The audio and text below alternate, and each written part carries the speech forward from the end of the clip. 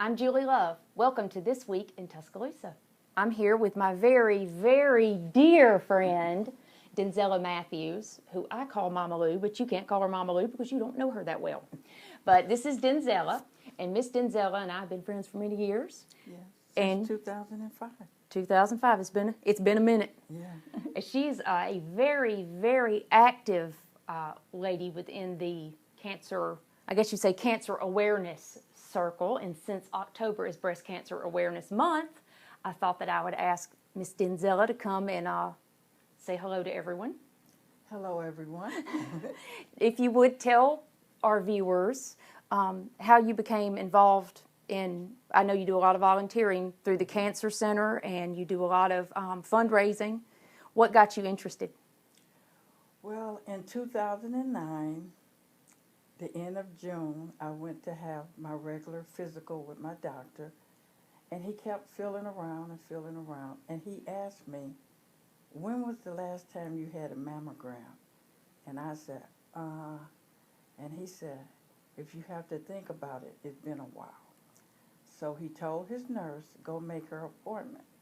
So I said to myself, they're going to give me the card, and all I got to do is go home and I'll call and make the appointment, which I am not going to call and make the appointment. When I got to the desk, she handed me the card.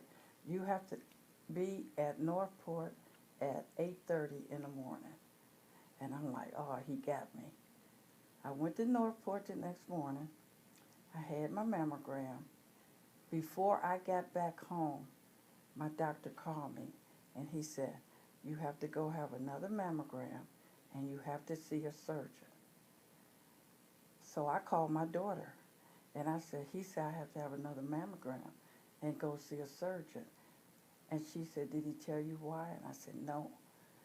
So his office called me back that evening. That was on a Thursday. And they said, you go back in the morning at 8:30 again, have another mammogram.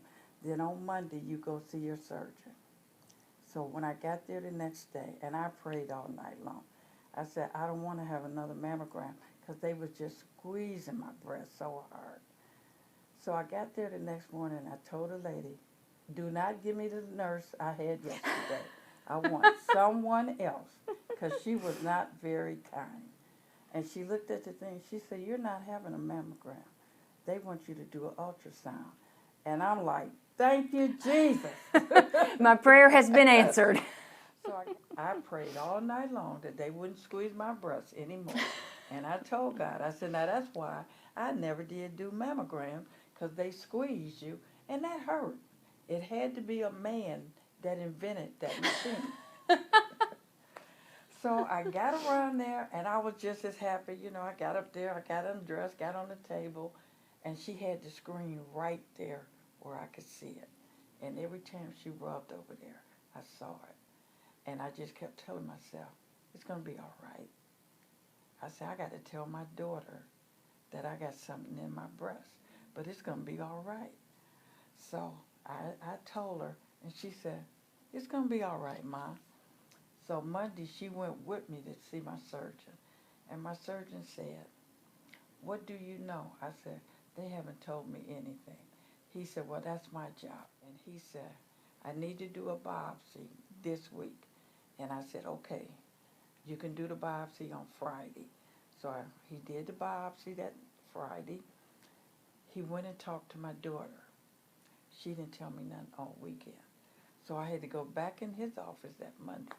And he came in, and he said, well, things didn't go the way we thought. He said, you have breast cancer. So he drew a picture. He got out his little ruler. He drew a picture of the size of my lump. It was the size of a quarter. And he said, all we need to do is take it out, and then you're going to be all right. And I said, you have to wait till I come back from my family reunion.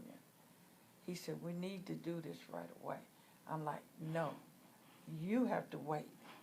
I said, I have to go up north. I have to see my kids. I have to see my nieces and nephews. And then I'll come back, and you can do whatever you want to do. He said, when you leaving and when you coming back. So I told him when we was leaving. I told him when we was coming back. He got a calendar, and he started counting.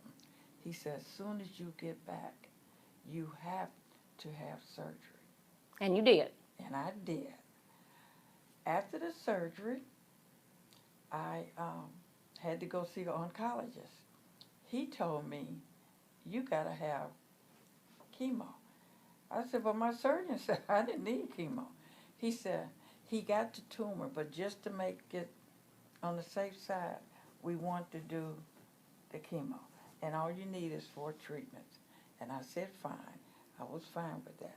Every treatment I had, my daughter was sitting right there with me. And that was at DCH? DCH Cancer Center. The new one. The new. And I took my first treatment August 28th of 2009.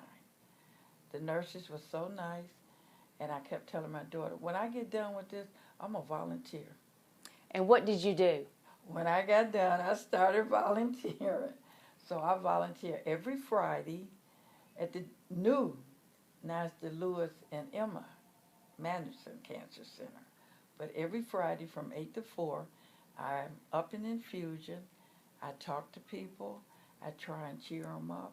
If it's their first visit, I hold their hand and just talk to them. And I let them know. I sat in that chair where you're sitting, and look at me. Now tell me, because I know I've had some experiences at the Cancer Center. I know how wonderful those doctors and the nurses, everyone there, they're super kind. Do they have enough volunteers? No. They need more. Well, if someone wants to volunteer at the Cancer Center, if they want to do the training, do they just contact?